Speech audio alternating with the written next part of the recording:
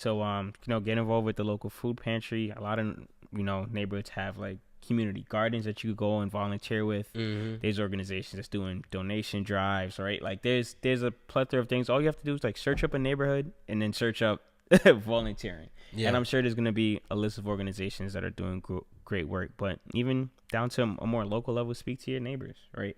Somebody's bound to put you on, right?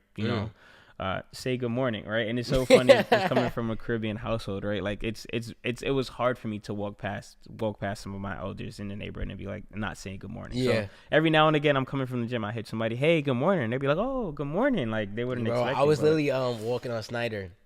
And it was Snyder. What you know about that? I'm going on about no Flatbush. It was a Sunday morning. I'm like, bro, I don't know. It was a Sunday morning, so everybody's outside. It's like elderly people, they're probably sweeping the street, literally. And I was like, let me see some good mornings. And I just haven't. It felt like I haven't said good morning in so long, but it just felt appreciated, like especially the two elder people that I said it to, like the faces light up and stuff like that. And that's how you build a lot more community, even when you feel like sometimes it's lost, especially because they waiting on it. Yeah, for a fact. Don't be scary. Okay, along those lines, I guess, what does a united Flatbush Brooklyn look like to you, and what's some structural changes that you could see?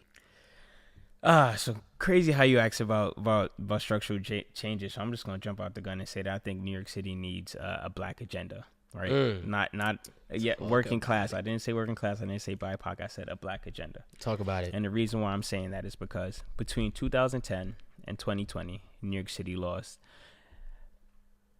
84,000 black residents. But wait, say it again. Between 2010 and 2020, New York City lost 84,000 black residents. Damn. 69,000 of those residents came from Brooklyn. Damn. And 20,000 of the residents came from my neighborhood of Flatbush. Bro, no way. Exactly. And now if you take a peek to the prior decade, right? 2000 to 2010, urban planner, I got to have the numbers. During that decade, New York City lost a little bit over 100,000 black residents.